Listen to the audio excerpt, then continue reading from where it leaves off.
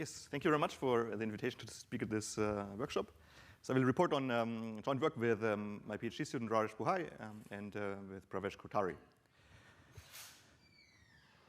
So the starting point for this work is the planet clique problem. I'm sure many of you are familiar with it. So we generate, so this was actually the wrong button. So we generate a graph in the following way. So we select a set S0 of k vertices, and we create a clique on this set of vertices. So every edge is connected, any two vertices are connected by a clique. And then for all other pairs of vertices, pairs of distinct vertices, we decide independently with probability 1/2 whether to include an edge between those two vertices or not. Okay? And the goal is, given a graph generated by this process, to find the latent structure S0 in the graph. Okay? And you can think of this as a stylized form of unsupervised learning. Now, there are two questions that we ask here. One is, when is there enough information in the graph generated in this way in order to be able to recover the set S0? And the other question is, can we do this efficiently in polynomial time in the size of the input? Okay? Now, for this problem, it has a parameter k, and it's clear that as you make k smaller, the problem becomes harder. It becomes harder to detect the structure S0. Okay? And this might sort of explain the confusion of the arrow going in this way. Okay? So the problem gets harder in this direction. So this is the size of the planet clique, and but the clique sizes get smaller. Okay? And for this problem, we know that log n is the information theoretic threshold. So if the planet clique is size much smaller than log n, then there's not enough information to recover the 0. And if k is bigger than 2 log n, it turns out that S0, with high probability over the randomness, will be the largest clique in the graph that you observe. Okay? But finding large cliques in graphs is a famously NP-hard problem.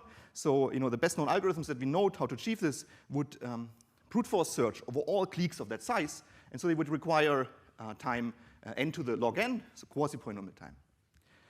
Now, if you want to spend only polynomial time, the best-known algorithms, they require the size of the planet clique to be square root of n, so exponentially larger than the information theoretic threshold. Okay, and so in this, we have this exponentially large gap where we don't know if efficient algorithms exist or not. It could be that there's a much better algorithm that that works all the way up to the threshold of log n. But actually, there's some rigorous evidence that this kind of algorithm might not exist. In particular, we know for certain classes of restricted algorithms that they require this quasi-polynomial time as soon as you go a little bit smaller than root n. Okay? So the root n, or n to the half minus epsilon, for every epsilon, there's some evidence that it requires quasi-polynomial time. Good. And so, in this sense, we have a pretty satisfying understanding of the computational landscape of this problem. Okay, there's some algorithms that achieve interesting guarantees, and there's a sense in which those algorithms are the best that we can hope for. Okay. Now, stepping back, so what could be the goal of this line of research? I think one overarching goal of this line of research is, by studying these simple mathematical models, we hope to discover new kinds of algorithms that would work dramatically better than the current algorithms that we have, also for problems in practice. Okay? And so from this point of view, a major concern about this is that these algorithms that we have for planet clique that achieve this bound, it could be that they exploit too heavily the precise statistical model that we assume here. Okay? And it's clear that such algorithms would not be very useful in practice. Okay?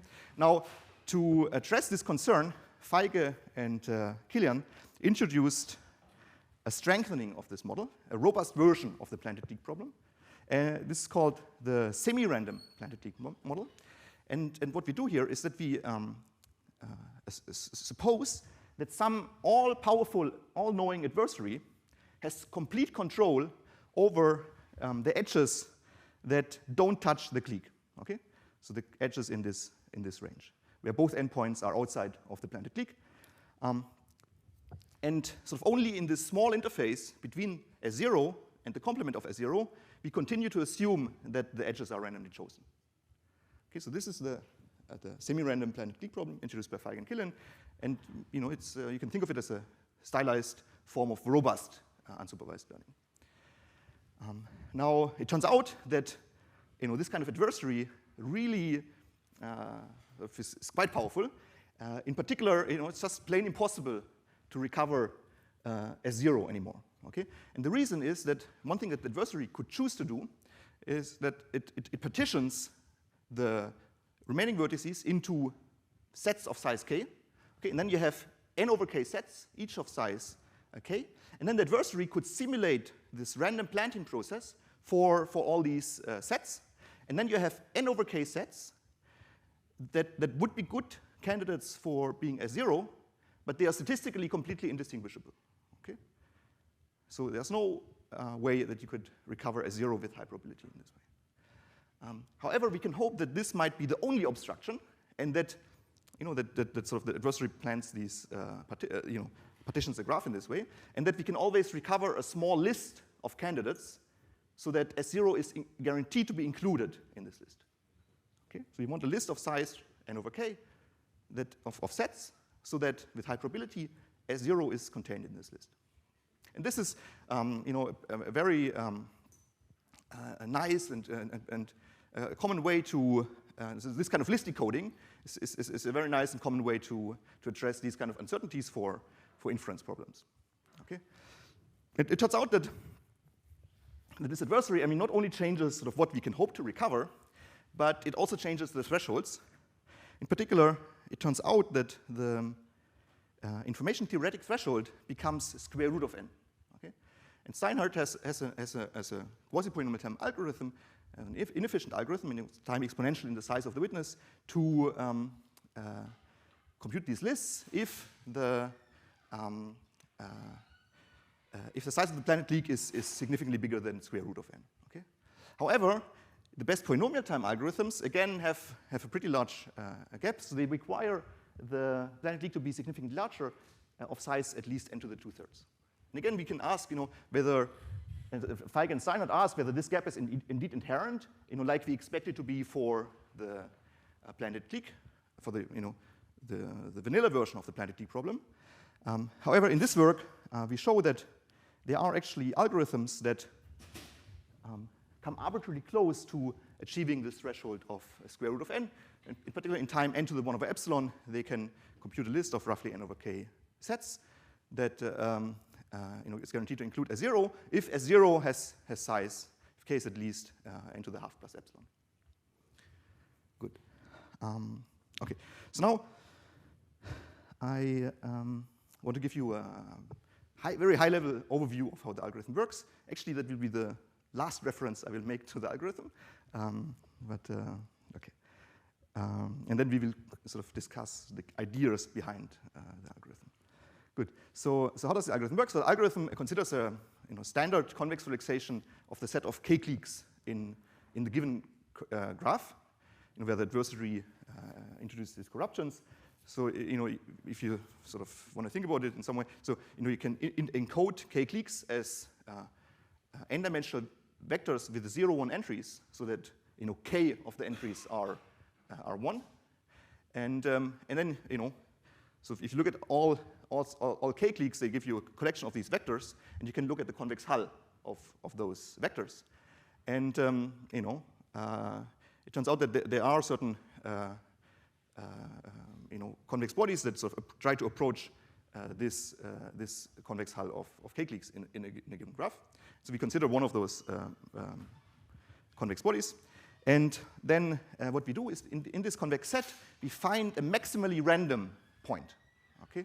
So this, you can think of this, it's similar to the idea of maximum entropy distributions. So if you have a distribution where, or have a bunch of linear constraints on moments, and you can ask for a distribution that has maximum entropy among all distributions that satisfies those constraints on the moments. Okay, so this is a similar idea applied to this set of convex relaxations of k cliques. And then, given this maximally random point in this set, we apply a simple rounding procedure that just looks at this point and in a randomized fashion, outputs the set S0, outputs the set S, and with a guarantee that the set that it outputs, the algorithm, is equal to S0 with probability roughly k over n. Okay? And notice that there can be at most n over k sets that have probability k over n. So, this fact that you have this randomized algorithm with this property is the same as saying that you can output a list of size n over k that is guaranteed to include S0. Good. Okay.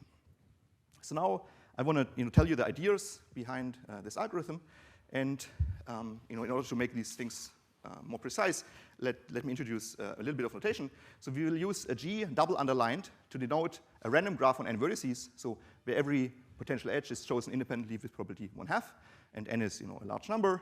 We use S and S0 to denote sets of k vertices.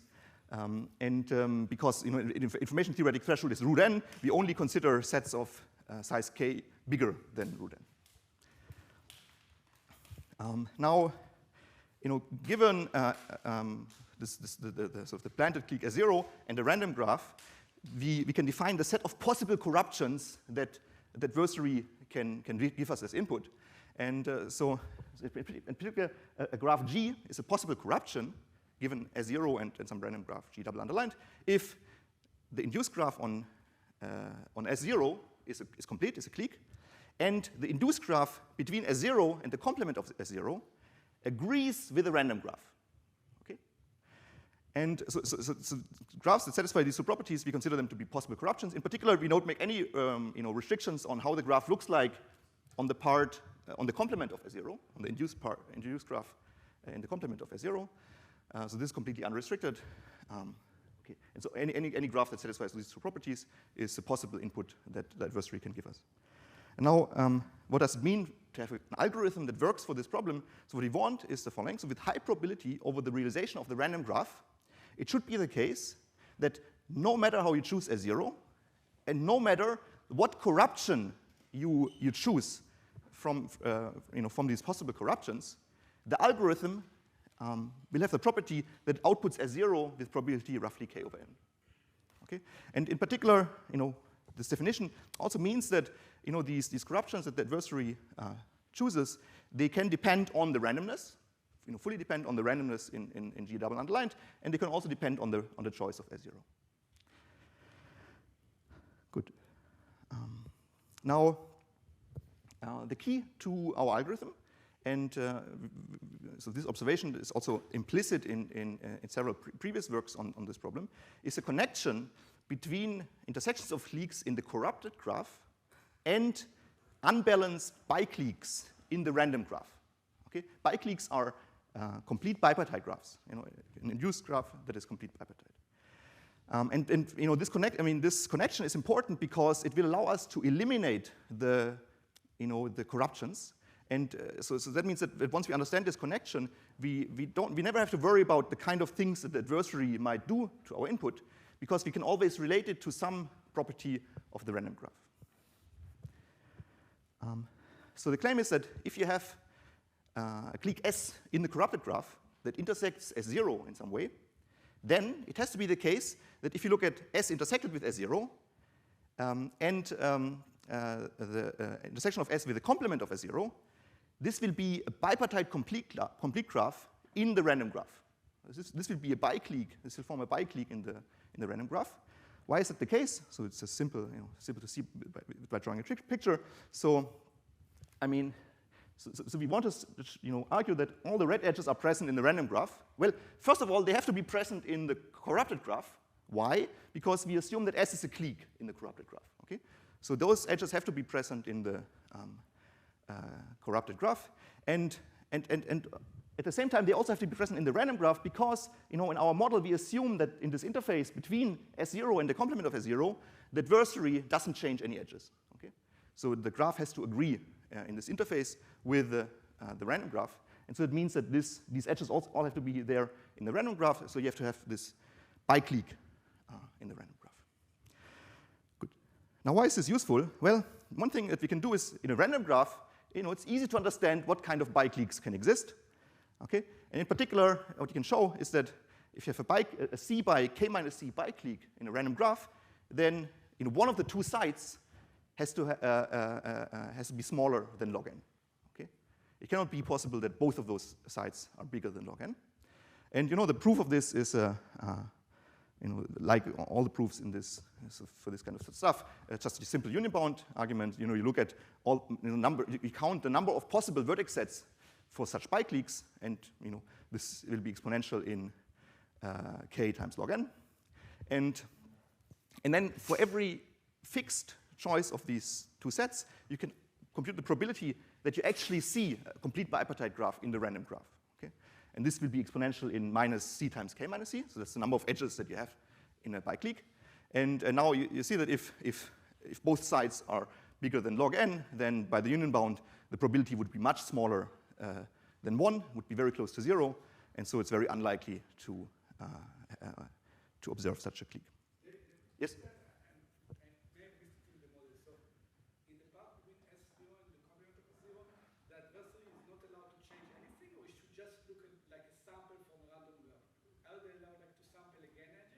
So the way I think about it is that first you start by sampling a random graph, and you keep this choice now fixed, and then the adversary is allowed to choose a subset as 0, and then it will have to sort of keep the edges that were present in the random graph between S0 and the complement of S0. So you're not allowed to say resampling? No, it will not resample. I mean, actually, resampling, it will, if on some level, it would make the problem easier. Because then if it resamples, right? Then it will be independent of, we will have independence. It will be independent of the. Okay, you could say that it resamples, and then after seeing the resample, it will. Yeah. But yes, on some level, but this makes it the hardest. If you fix the randomness the earliest, then it gives the maximum adaptability to the adversary.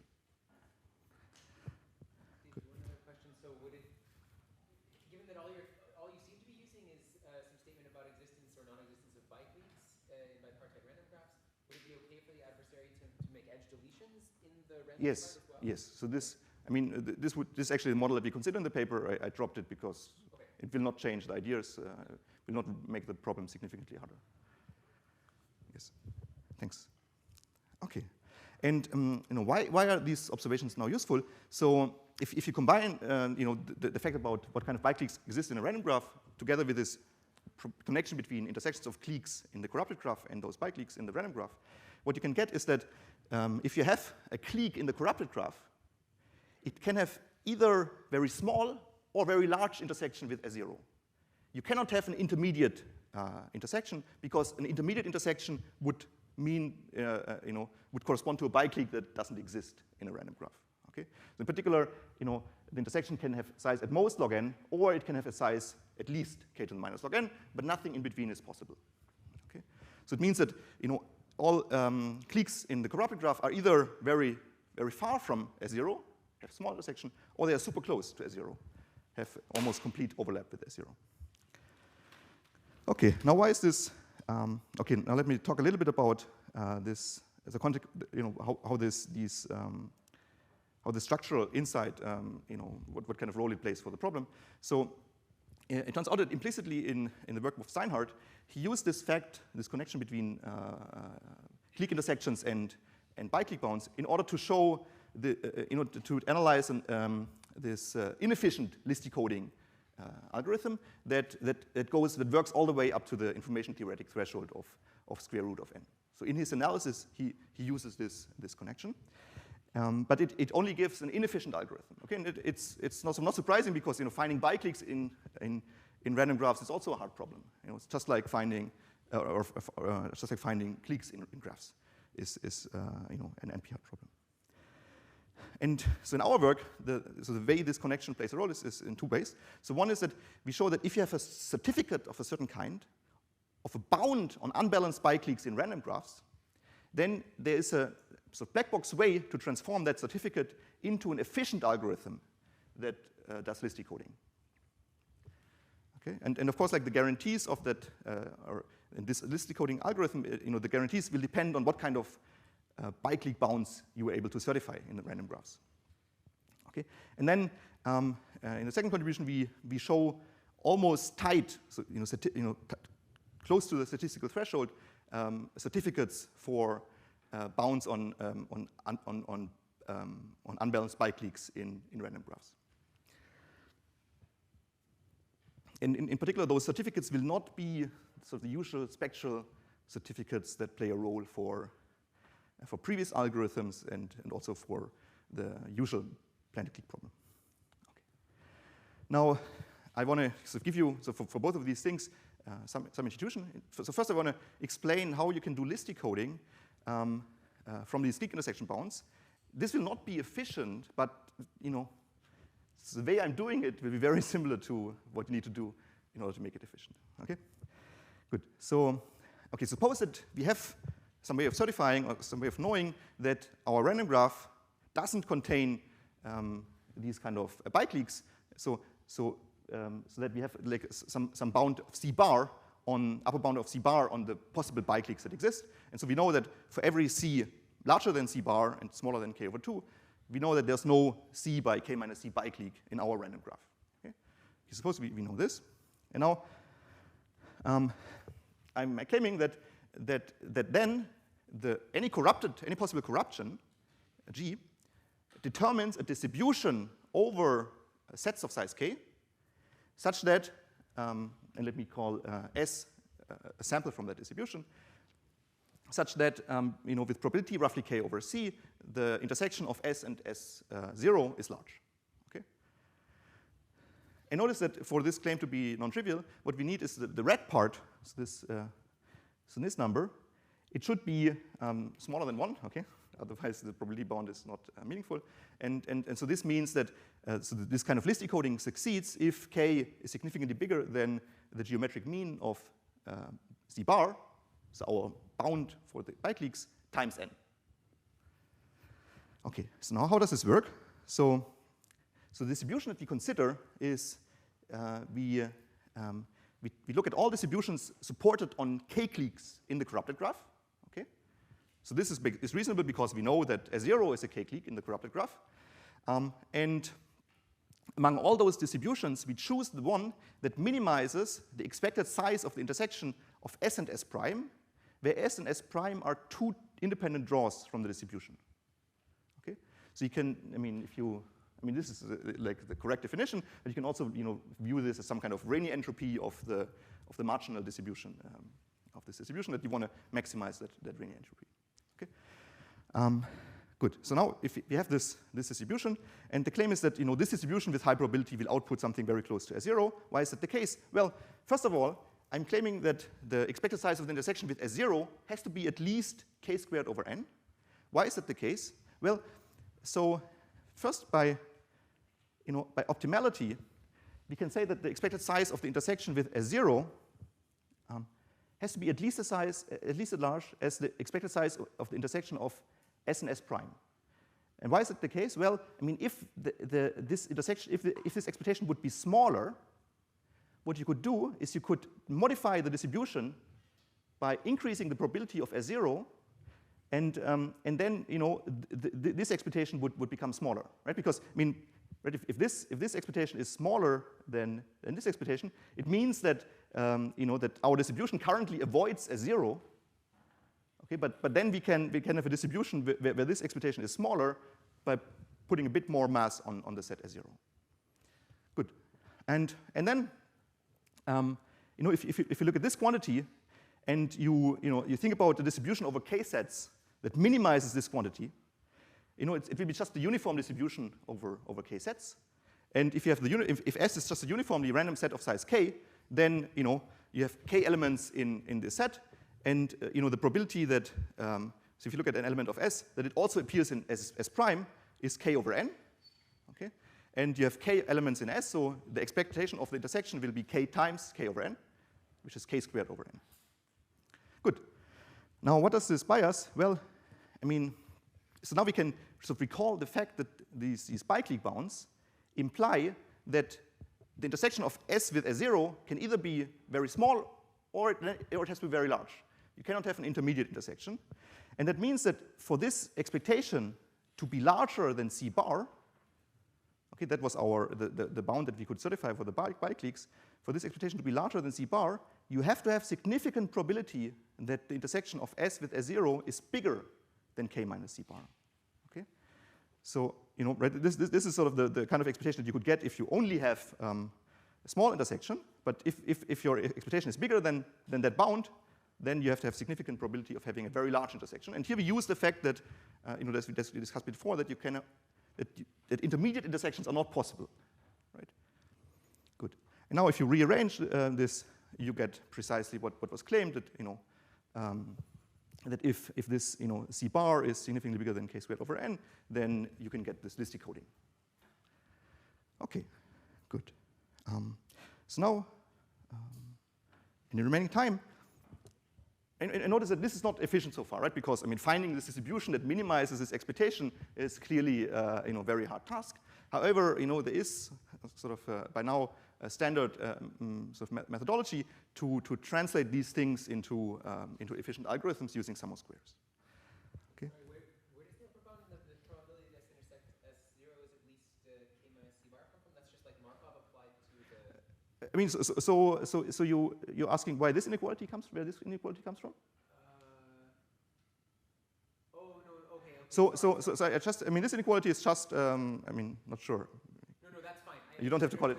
I yes. thought you were going to then put another upper bound on the right-hand side, but you're rearranging yes. that. No, I have this inequality, and then I combine it with the lower bound of K squared over N that we have for the expectation, and then I'm sort of rearranging it so that this probability is on the left-hand side. Yes. Exactly. Thanks. Okay. So now what I want to explain next is how to certify bi-clique bounds in random graphs. Okay. So that's the other component that we need. And I'm going to start by showing you the usual kind of spectral certificate for bi-clique numbers in random graphs. However, I will use a notation that will be useful for the better certificates that we end up using. Okay? So the notation will look strange in this context. Okay? So let me introduce, for every vertex I of the graph, let me define a function chi of j, that assigns to every vertex j 1 or minus 1, depending on whether there is an edge between I and j or not. Okay? So if there's an edge from I to j, chi I of j will be 1, and if there's no edge, chi I of j will be minus 1. Okay. And now I will have variables x and y, and I'm thinking of these variables, these are n-dimensional variables, and I'm thinking of them as taking values, in 0, 1 to the n. So the values can be viewed as subsets, and let's fix the size of the subset indicated by x to be c, and let's fix the size of the subset indicated by y to be k minus c. Okay, and c should be a number smaller than the k over 2. Good. And so now we want to rule out that x and y form a bi-clique in our random graph. Okay. So the way we do this is that we consider a bilinear form in x and y corresponding to the matrix with entries chi I of j. So the ij entry of the matrix will be the value of the function chi I at vertex j. And this gives me a bilinear form in the variables x and y. Okay? And now one property of this bilinear form is that if x and y form a bi-clique in the random graph, then in this sum here, you cannot have any cancellations. Each summand here that is non-zero is 1, so contributes 1 to the sum. And now how many non-zero terms are there? Well, there are c choices for xi to be non-zero. There are k minus c choices for y to be non-zero. All of them have to contribute 1, so this sum is c times k minus c. At the same time, we can upper bound this bilinear form using the spectral norm of the underlying matrix. Okay? What kind of matrix is this? Well, this is an n by n matrix with independent plus minus 1 entries. So, standard matrix, so random matrix theory tells you that the spectral norm with high probability is some constant times square root of n. Okay, and then we get this upper bound on the bilinear form for every choice of x and y. Okay, and now if we combine this lower bound and the upper bound, then we get sort of a bound on the possible choice values of c. And in particular, here is just the lower bound that we have on the bilinear form, the upper bound that we have on the bilinear form. We simplify this, and we get that C has to be smaller than n over k. So n over k is the upper bound on the bi-clique sizes that we can certify in this way, using the spectral norm of this matrix. Okay? And now let's plug this into this list decoding procedure that we discussed. So for the list decoding, what we needed was that k, the size of the planted clique, is bigger than the geometric mean of z bar and n. And now if you plug in this choice of z bar, we get that this is n over k, square root of k. And then solving for k gives you that k has to be at least as large as n to the 2/3. And if you recall, that was the requirement for the previous best algorithms. Okay, so this is these sort of standard spectral certificates for bi-cliques, they correspond and recover the guarantees of the previous best algorithms. Okay, and now we want to do better. We want to have better bi-clique certificates, and it turns out that we will not be able to use these spectral bounds anymore. Okay, so what we do is we consider a degree t polynomial, or a degree t plus 1 polynomial in x and y. And so the way this works is that for every, so let alpha be a subset of the vertices of size t, and suppose t is even. Okay, let chi of alpha be the product of the functions chi I for I in alpha. Okay, so this function again assigns plus or minus 1 to every vertex. However, the value that you assign depends on the parity of the number of edges that you have between your vertex and the vertices in alpha. Okay? And let chi alpha, x alpha be the monomial corresponding to alpha in the variables x, so the product of all x of I for I in alpha. Okay? And then the polynomial that we consider is this one.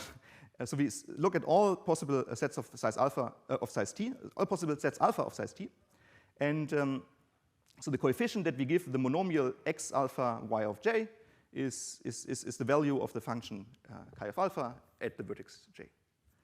Okay.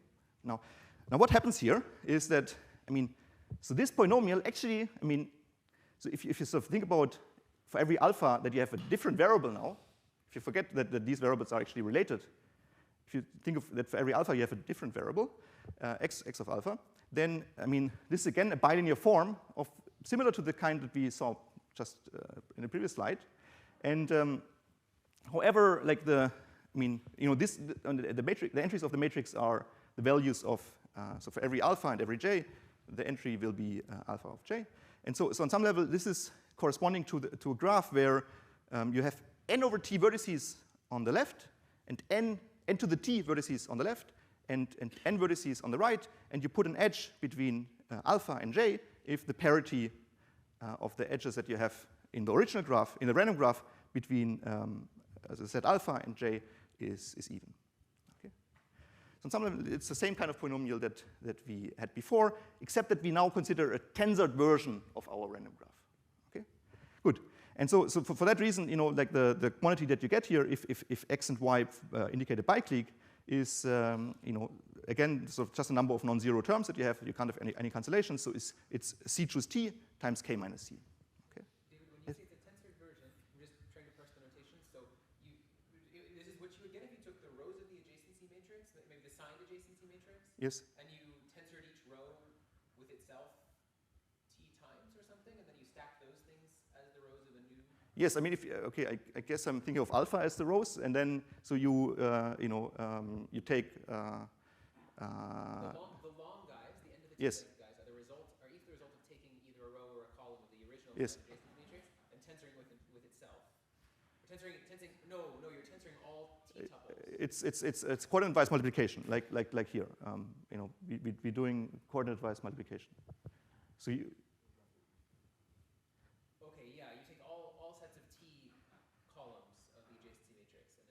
Yes. It's some tensoring. Yes. Okay. Now,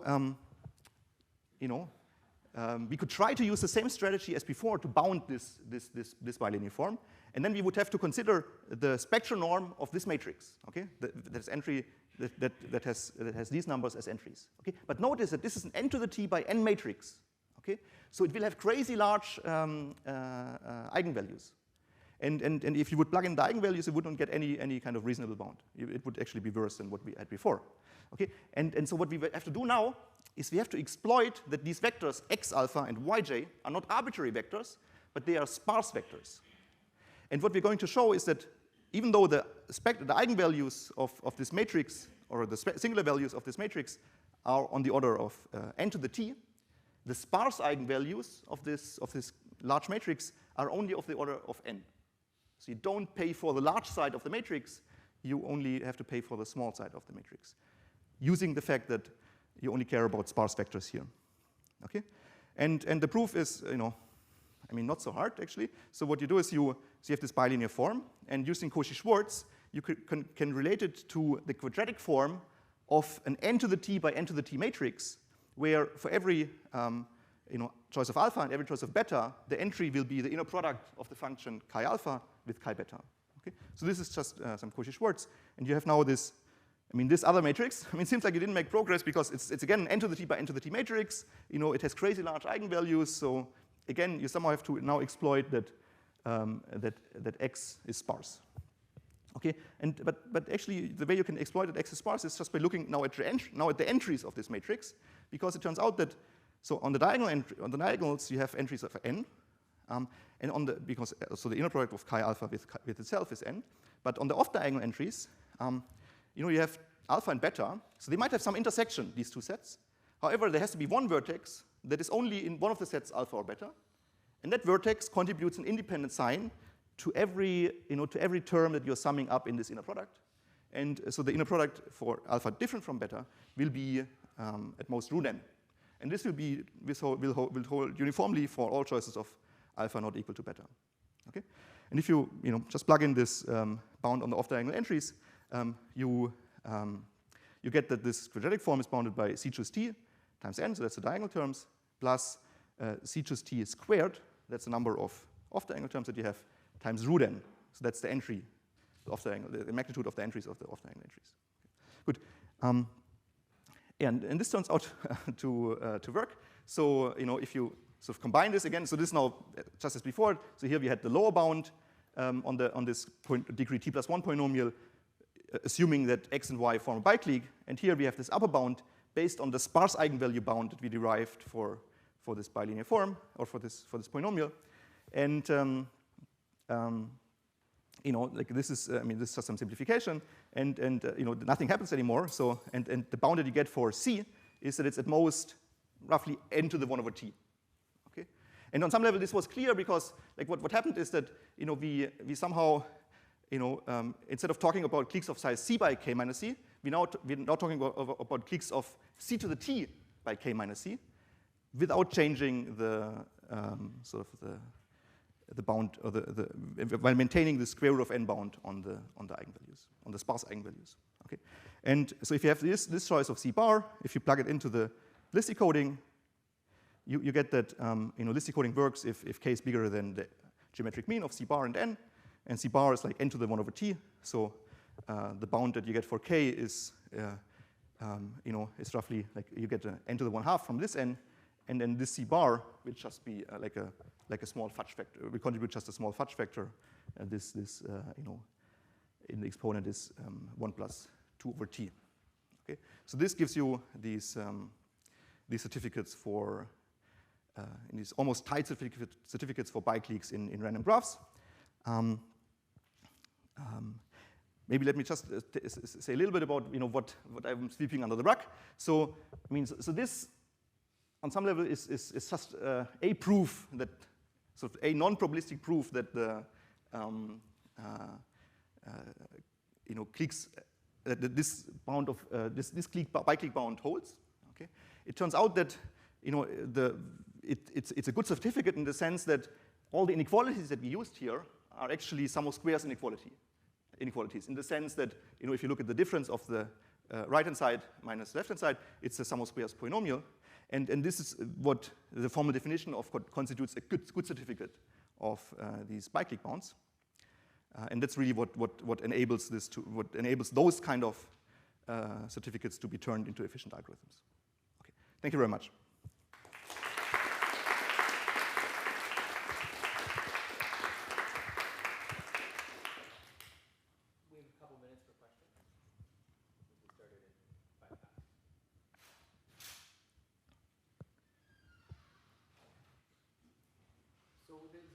implies some kind of trade-off between running, like the T thing controls the running time at the end of the day, right? So Yes. What's the trade-off that you get? I mean, the running time will be n to the order t. Okay. And you know you get this. I mean, and you get list decoding for this choice of for this range of k. So is there some evidence that you couldn't? I mean, this means that like if I went polynomial time, then I'll get n to the half plus epsilon for some constant epsilon. Yes. Is there some evidence that I couldn't do better than that?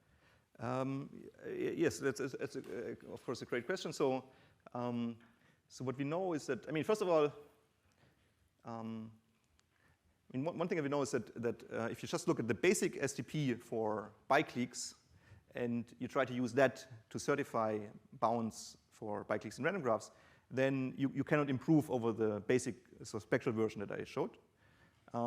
And there's also a sort of, a low degree lower bound, so something that is weaker than the sum of squares lower bound for, that you really need degree t in order to certify bounds of this n to the 1 over t kind. However, it's very far. I mean, it's very unclear how to connect. So on some level, we have lower bounds for these certificates, reasonable lower bounds for these certificates, but it's not clear whether that implies sort of lower bounds for the list decoding, because. Actually construct an adversary to go all the way back to the clique. Yes, I mean, or somehow, I mean, this connection between intersections of cliques, or I guess this connection between list decoding and biclique certificates, it's only one way. It's not quite clear how to do it in the other way around. Yes. I'm a little confused about what is the role of C versus C bar here? Okay. So like C bar, is it like the log n term that's like the information you're having? So okay, yes, it's confusing. So on some level, what we do is we pretend that there is a C by k minus C biclique in our graph, and then we get when we derive some inequality on C. Okay, and so this is like what happens in the proof system, and then and the kind of bound that we can derive on C in this way, this is what I'm calling C bar.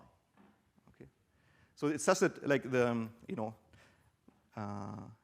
so C bar is the best upper bound that we can prove in this way. Okay, so Okay. C bar here will be like n to the epsilon? Yes. Okay. N to the 1 over t, and if you choose t to be 1 over epsilon, then. Okay.